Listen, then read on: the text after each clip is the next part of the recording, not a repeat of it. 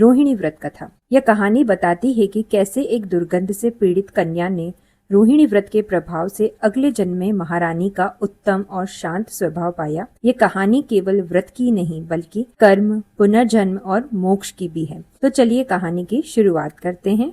बहुत समय पहले चंपापुरी नामक नगर में राजा माधवा और रानी लक्ष्मीपति राज्य करते थे। उनके 7 पुत्र और 1 पुत्री थी जिसका नाम रोहिणी था। रोहिणी अत्यंत रूपवान और शांत स्वभाव की थी। ज्योतिषी की भविष्यवाणी के अनुसार उनका विवाह हस्तिनापुर के राजकुमार अशोक से हुआ, जो बाद में वहां के राजा बने। एक बार हस्तिनापुर के वन में श्री चारण मुनिराज पधारे।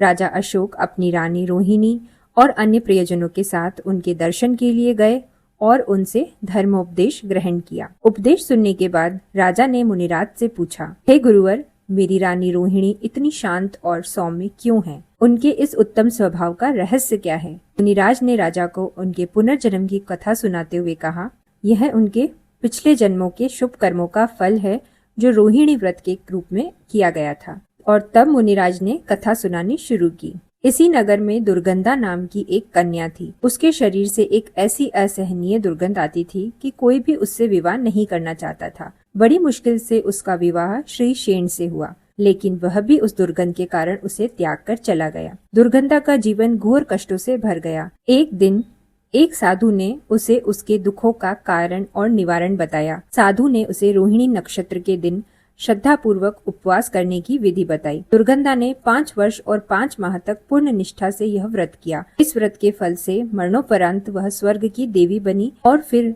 रानी रोहिणी के रूप में जन्मी। अब राजा अशोक ने उत्सुकता से अपने शांत स्वभाव का कारण पूछा। मुनिराज ने बताया, राजन, आपके भी कई जन्मों के कर्म हैं। एक जन्म में आप अज्ञानी भील थे जिसे एक मुनिराज को क्रूरता पूर्वक कष्ट दिए थे। उस पाप के कारण आपको नरक की यातनाएं भोगनी पड़ी। अगले जन्मों में आपने एक व्यापारी के घर जन्म लिया और कठिनाई भरा जीवन जिया। सौभाग्य से उस जन्म में भी आपको एक साधु का उपदेश मिला और आपने भी रोहिणी व्रत को स्वीकार किया। इस व्रत के पुण्य फल से ही आपको स्वर्ग और फिर हस्तिनापुर का राजा बनने का सौभाग्य मिला और रोहिणी जैसी धर्मपरायण पत्नी मिली।